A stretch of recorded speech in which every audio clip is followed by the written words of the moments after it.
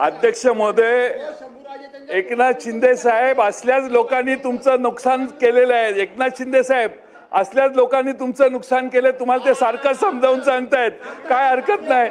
एक नंबर हा एक नंबरच असतो. आता ते देसाई शंभूराजे काय म्हणतायत की एक नंबरचा 2 नंबर जाईल तर 2 नंबरचा 1 नंबरही जाऊ शकतो. हे आता 1 नंबर इथं नाहीये म्हणून असं तुम्ही म्हणताय. त्यामुळे 2 नंबरचा माणूस 1 नंबरला जाणार आहे या 5 वर्षात, एवढं तुम्ही जाहीर करा. आमचं काही म्हणणं नाही. अजून डबल 1500चा 2100. हा शेवटचा प्रश्न, 1500चा रक्कम 2100 कधी करणार हे आम्हाला जाहीर करा. सन्माननीय सदस्य जयंत पाटील साहेब बोला. 2 मिनिटांमध्ये कन्क्लूड करा साहेब. सन्माननीय मंत्री महोदयांनी सांगितलं की केवायसी करायला बराच 13-14 कंडिशन्स असतात. या कोणत्याही कंडिशन्स या योजना ज्यावेळी जाहीर झाली त्यावेळी लावण्यात आल्या नाहीत. आता तुम्ही लावायला लागल्या. तुमच्या वेबसाईटवर जर बघितलं तर मागच्या महिन्यामध्ये 1,06,00,000 महिला एवढाच आकडा दिसत होता. आपलं म्हणणं असं असेल की आता 1,70,00,000 झालेले आहेत किंवा 75,00,000 झाले आहेत. म्हणजे जसं ही केवायसी होईल तसं तसं चाललंय. त्यामुळं अर्थ खात्याच्या ते किती तुमचा आढावा घेतात मला माहीत नाही.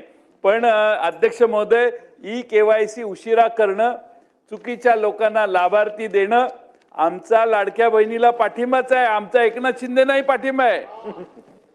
काय प्रॉब्लेम नाही ना? बघा, त्यामुळं सगळ्यात राज्य सरकार तुमचं येण्यात फायदा झाला लाडक्या बहिणीचा. पण 1 नंबरचा आमचा माणूस 2 नंबरला जाऊन बसला, हा तोटा महाराष्ट्राचा मोठा झालेला आहे. त्यामुळं ह्या ई केवायसी व्यवस्थित केल्या नाहीत. यासाठी तेव्हापासून ज्या मंत्री महोदय होत्या त्यांना जबाबदार धरलं पाहिजे. आणि हे सगळं जे झालेलं आहे ते माझं पूर्ण होऊ दे.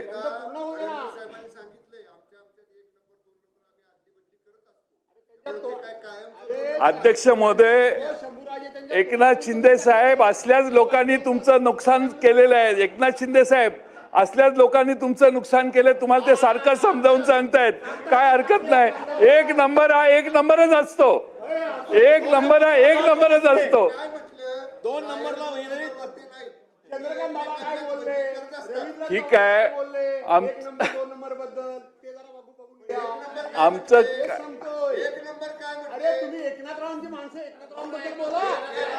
नाही अध्यक्ष महोदय, माझ्या मला संरक्षण द्या. म्हणून माझा अध्यक्ष महोदय प्रश्नाला सन्माननीय मंत्री महोदयांनी उत्तर दिलं नाही की ज्यांनी चुकीची केवायसी भरली किंवा भरली नसेल त्यांच्यावर आपण गुन्हे दाखल करणार का. आणि दुसरा प्रश्न म्हणजे अध्यक्ष महोदय, या योजनेने गिरीश महाजन साहेब या योजनेने काय परिणाम झाला तर तुम्ही सगळे इकडे येण्याच्या म्हणजे झोल्यात होता पण तिकडे गेला. त्याला जो प्रमुख ज्याने हे तुम्हाला योजना आणायचं काम केलं त्या माणसावर अन्याय होतोय असं आता अलीकडे आम्हाला वाटायला लागले. त्यामुळं आता ते देसाई शंभूराजे काय म्हणतायत की 1 नंबरचा 2 नंबर जाईल तर 2 नंबरचा 1 नंबरही जाऊ शकतो.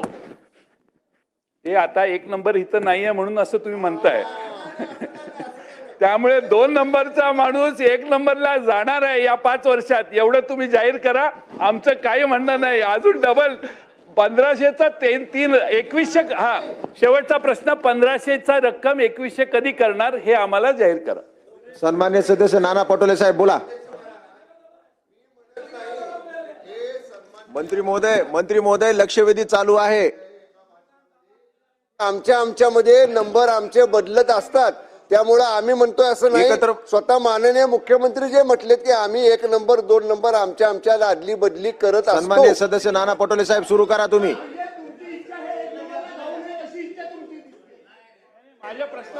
प्रश्नाचं उत्तर मंत्री महोदय मॅडम एकत्र देतील. अध्यक्ष महाराज, नाही दुसरा प्रश्न असा आहे की आपण दादा 2 शेवटचा प्रश्न आहे. एक मे केसेस करणार का आणि 1500 रुपयाची आपण घोषणा शिंदे साहेबांनीच केलेली आहे 2100 रुपये करणार तर ते 2100 रुपये या आर्थिक वर्षात आपण करणार का पुढच्या आर्थिक वर्षात करणार. की बहीण योजनेचे ऍप्लिकेशन सर ज्याचा उल्लेख आपण आकडेवारीचा केला ॲपवर साधारणपणे 1,34,85,000 इतके ॲप्लिकेशन्स आहेत आणि पोर्टलवर ज्याचा आकडेवारीचा आपण उल्लेख केला ते 1,06,00,000 असं दोन्ही बायफर्केशननी हे 2,43,00,000 आहेत आणि ते आकडे आत्ताही आपल्याला ॲप आणि पोर्टलवर दोन्हीवरही आपल्याला हे पाहायला मिळतात. मी ह्याची कारण आपण रजिस्ट्रेशन करताना ज्यांना ॲप सोयीस्कर पडतो त्यांना ॲप, ज्यांना पोर्टल सोयीस्कर पडतो त्यांना पोर्टल, अशा पद्धतीनं आपण दिलेलं आहे.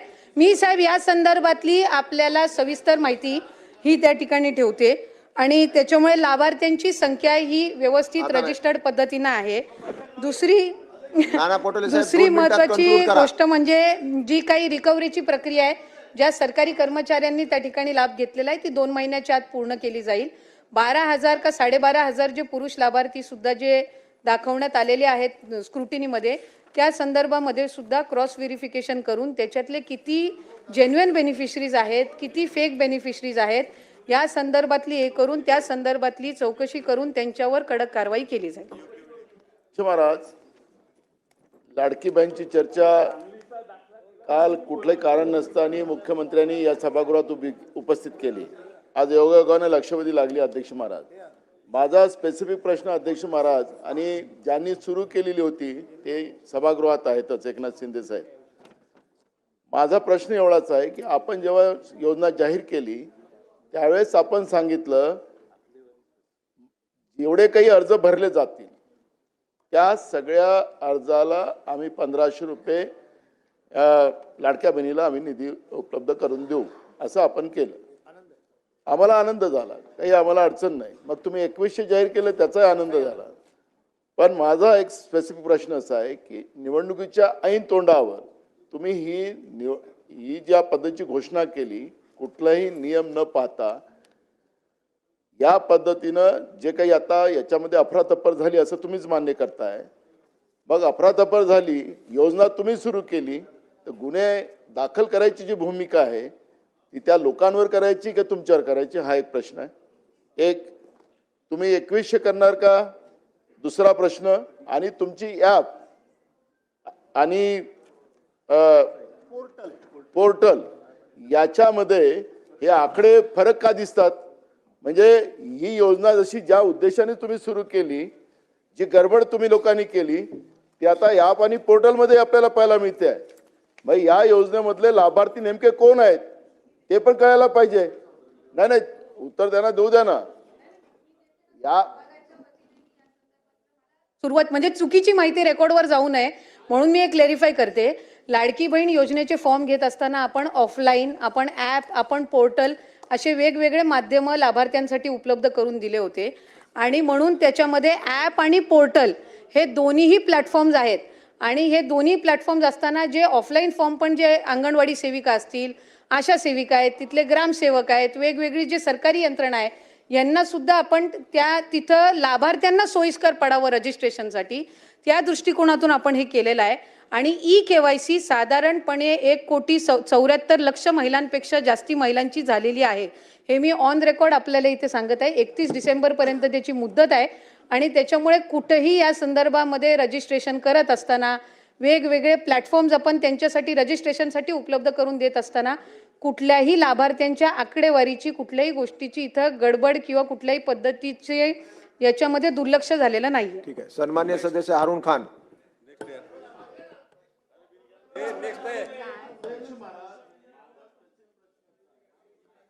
केलं अध्यक्ष महाराज, त्यांनी आता मान्य प्रश्नाचं केलं. उत्तर दिलं ना. अध्यक्ष 10 महाराज, मिनिटं त्यांनी मान्य झाली, चालू आहे केलं. लक्षवेधी. 15 त्यांनी मिनिटं झाली. मान्य केलं. आशा वर्कर, अंगणवाडी सेविका, ग्रामसेवक आम्ही सगळ्यांना कामाला लावलं. यांनी टार्गेट दिलं होतं अध्यक्ष महाराज त्यावेळेस, एवढे फॉर्म भरलेच पाहिजे आणि त्या पद्धतीने त्यांनी फॉर्म भरलेत आणि बोगस भरले. तुम्ही टार्गेट दिलेलं होतं आणि मग तुमचं आता टॅब आणि या दोन्ही त्याच्यात फरक जाणवत आहे. आम्ही काय तुम्हाला मदत केली ना, पण तुम्ही सरकारच्या योजना आम्ही त्याचं समर्थन केलेलं आहे. पण याच्यात जे गडबड झालेली आहे त्याला गुन्हेगार कोण? आखरी हे जनतेचे पैसे आहेत. तुम्ही मालक नाही आहात.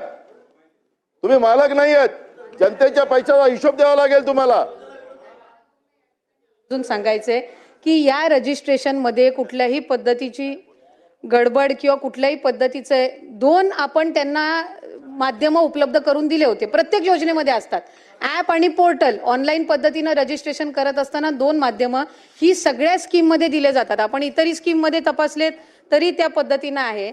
आणि लाभार्थ्यांची संख्या ही सुरुवातीपासून 2-2.5-3 कोटीच्या संख्येमध्येच आहे. त्याच्यामुळे या संदर्भातला आता नव्याने काही आपण त्याबद्दल कॉन्ट्रोवर्सी तयार करून किंवा लाडक्या बहिणींच्या योजनेला आणखीन बदनाम करण्याच्या दृष्टिकोनातून काही वेगळे विषय इथे काढू नये आणि रेकॉर्डवर काही चुकीचं येऊ नये अशीच माझी सभागृहाला विनंती आहे.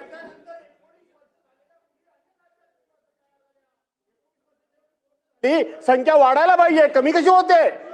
याचा अर्थ फ्रॉड झालाय, गडबड झाले, भ्रष्टाचार झालाय, चुका झाल्या, राजकारणाकरता सगळ्याकरता मतांकरता महाराष्ट्र राज्य लुटण्याचं तुम्ही काम केलं आणि तुम्ही समाधानकारक उत्तर देत नाही म्हणून आम्ही तुमचा निषेध करतो. चला.